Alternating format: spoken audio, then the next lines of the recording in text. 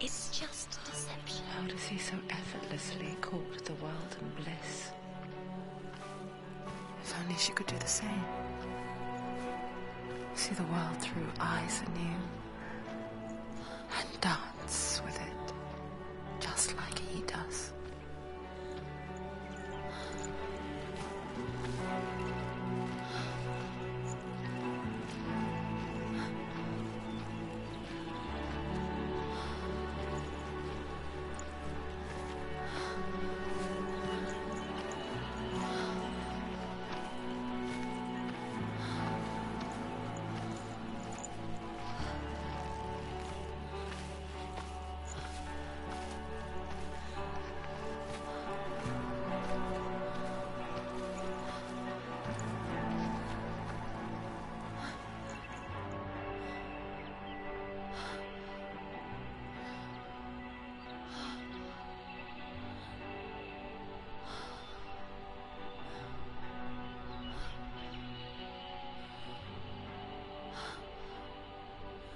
What's your name? Senua. I haven't seen you before. I don't leave home much. Oh, Zenua's daughter. I have to go. Wait. Who taught you to fight like that? No one. No one? Well, I watched you, and... You learnt all of that from watching me? You should become a warrior, you know. Me? I'm Dillian. I'm here for the warrior trials. Just come and watch. And bring your sword. You can't put it into words. That moment when you look into the eyes of the one who is supposed to reassure you, make you feel safe. It only takes an instant. Fear swallows you before you have a chance to make sense of it. And darkness becomes a part of who you are. You killed him. But her world changed the day the Northmen took him from her. Senua knows that there's no going back to how things were. That there's nothing to go back to at all. Stay still, stay quiet, hide, don't tell her. Their gods can see into your mind. They will use this power to destroy you. They won't stop me. I can still feel him. Whatever's left of him, they will never let him go. I'm not gonna let him rot here! You're the one rotting here. Leave me alone. You will die here. No! And all your suffering will have been for nothing. Shut up!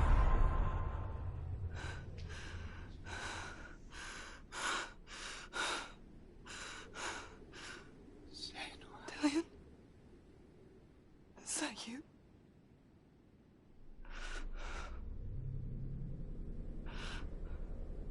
I'll find you, my love. I promise.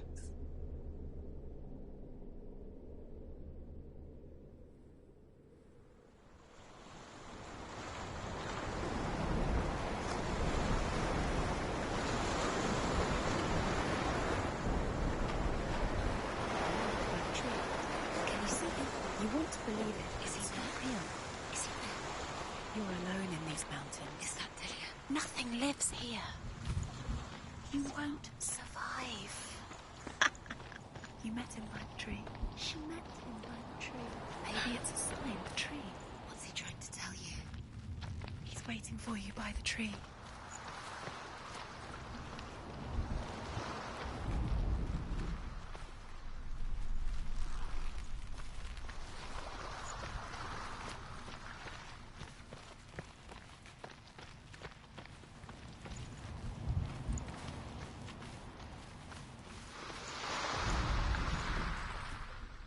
As the she-wolf licks the sweet honey from Sigmund's face, he bites the wolf's tongue. The she-wolf pulls away, but Sigmund holds on. The chains break, and he is free. After his escape, Sigmund lives like us, hidden in the forest. His enemy, King Siggeir, believing him dead, as his sister plots revenge. And And for vengeance to succeed, even the great Sigmund needs help. So she sends her sons to him. But their blood is weak and corrupted, and they're put to death by Sigmund. So his sister hatches a new plan, one that is cold of heart and pure of blood.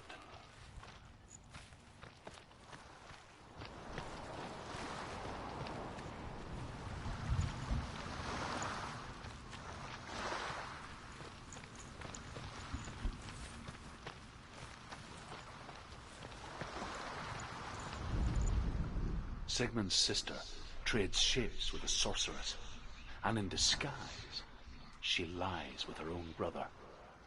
She gives birth to a son named Sinfjotli. After a time, she sends him to the forest to Sigmund. He tests the boy and finds him strong and fearless, and so they go to take their vengeance on King Siggeir. Sigmund's sister trades shapes with a sorceress, and in disguise, she lies with her own brother. She gives birth to a son named Sinfjotli. After a time, she sends him to the forest to Sigmund.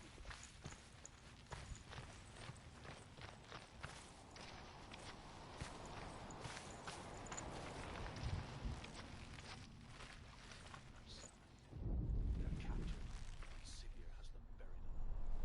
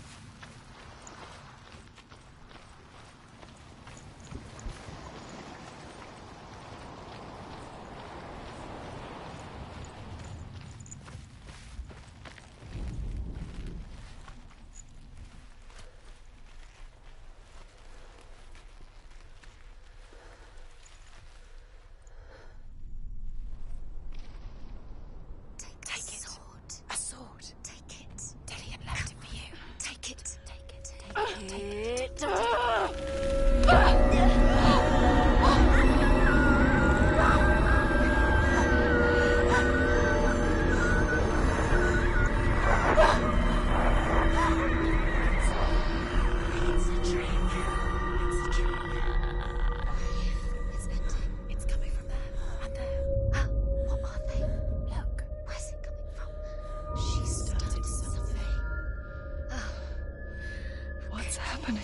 Senua, imagine a sword that can slay gods. Its name is Gramr. It was forged by the god of all Northmen, Odin, and gifted to Sigmund, a great warrior. I need this sword. It's important. Can you help me? The sword appears whole, but it is an illusion. It shattered into shards long ago. It is said a great warrior can reforge Gramr by answering the trials of Odin, one for each shard. The roots of the Tree of Death will take you to new lands, where you will face the trials. Go to the shards. Go to the shard. Go to the shards. What's the shard? Find it. It's the metal runestones. It's in front of you. Find it. The runes. Where is it? Find it. There it is. Focus. There's the shard. Focus. Focus. Use your eyes. Look. Get closer. What can you see? A king in the north forced the dwarves to make a sword that would never fail and never rust, and that would slice through iron and stone and bring victory to its bearer. But the angry dwarves cursed it. It would be the death of a man every time it was drawn, and it would be the death of the king. Let me tell you about the sword Tyrving.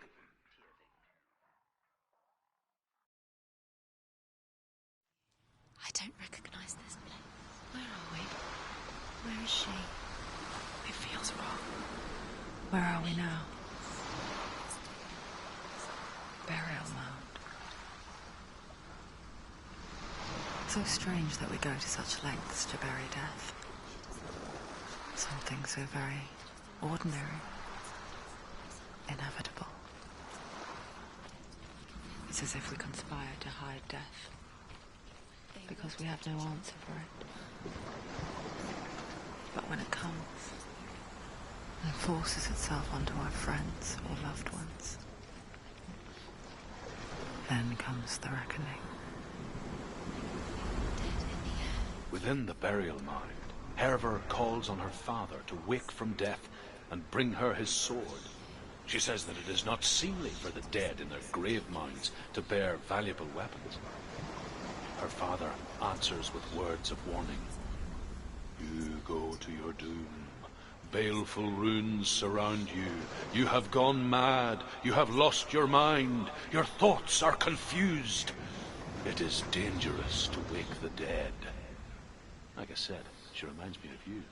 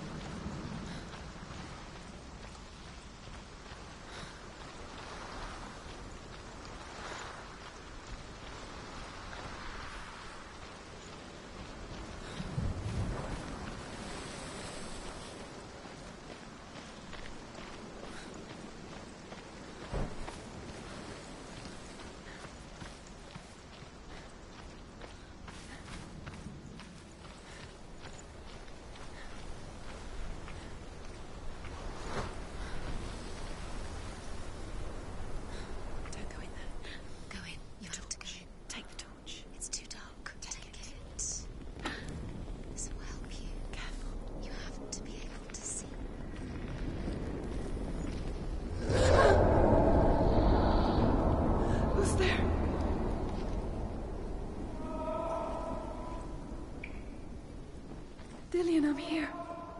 I'm here for the trials. Like when we first met, remember? I'll find him.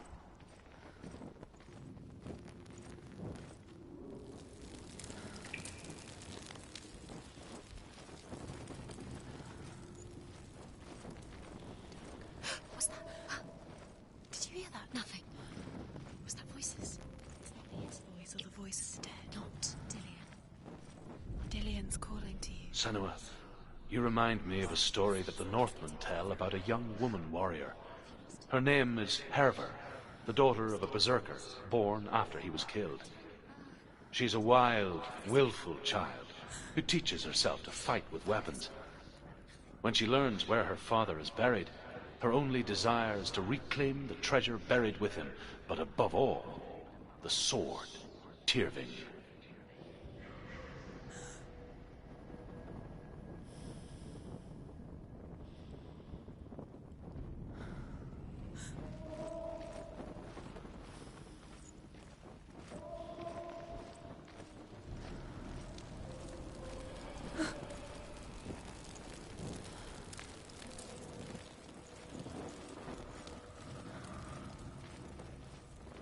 Don't touch the walls. You don't know what they might do.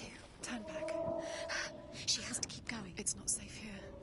She has to keep going. If you go down there, no one can save you. It's too scary.